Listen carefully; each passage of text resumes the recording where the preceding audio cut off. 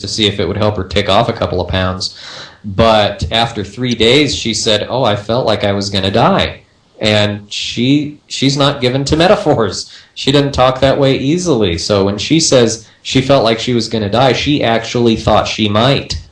And it was that bad. After 3 days, of course, different people react at different speeds. But if one person is feeling like their life is over after 3 days, or might potentially be in the next couple days, I wouldn't be too excited to try it. You know, skydiving seems dangerous, and yet it's actually very safe if you look at the statistics.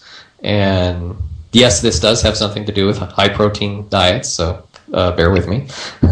I have a friend in her 70s. I forget her exact age, but she, for her birthday, her family bought her a skydiving package, and she went up and jumped out of a plane. I think it's either 71 or 74.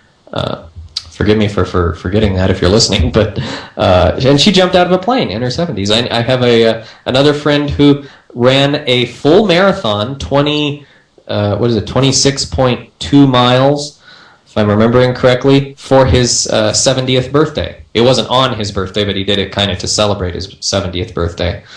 And 26.2 miles. Boy, I couldn't run a 20th of that probably. I could walk it in about 3 days, but, you know, and he's 70 years old. I'm 28. And so watching them and seeing their success and seeing that they came out of it okay and feeling fantastic and glad they'd done it, I would say, hey, I've actually wanted to skydive for a while, so I probably will in the next couple of years or so, just to try it. I thought it would always be very fun. And marathons have never really been my thing, but after knowing him and seeing him do it at 70, I have no doubt that I could do it if I trained for it.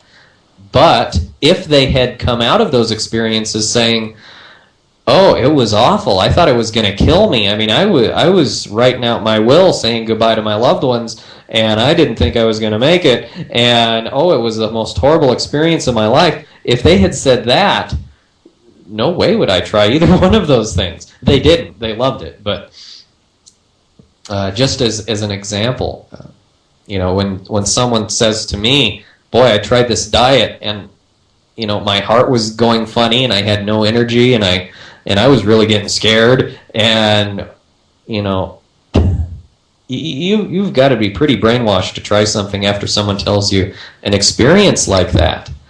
So let's get back to common sense, and if someone says, "Hey, there's a lion over behind that bush, let's not go over behind the bush and check it out." So high-protein diets. Gosh, what is the difference between a high-protein diet and the average American diet? Not much. I think on the high-protein diets, they just took the average, or the standard American diet, or SAD, if you will, SAD, as it's sometimes called, and I think they just hit the multiply button 2 or 3 times, and they came up with high-protein, low-carb diets. Because that's what the average American does. Just a milder form of it. The average American gets at least a little fruit and some vegetables, sometimes, and usually it's in the form of a tomato on their cheeseburger, right? But at least they're getting a little something, and you know, some potato chips, and maybe a little fiber in their morning cereal. A lot of the cereals are actually adding fiber now, so there's plenty of them out there with fiber in them, even the ones that aren't healthy enough for me to recommend.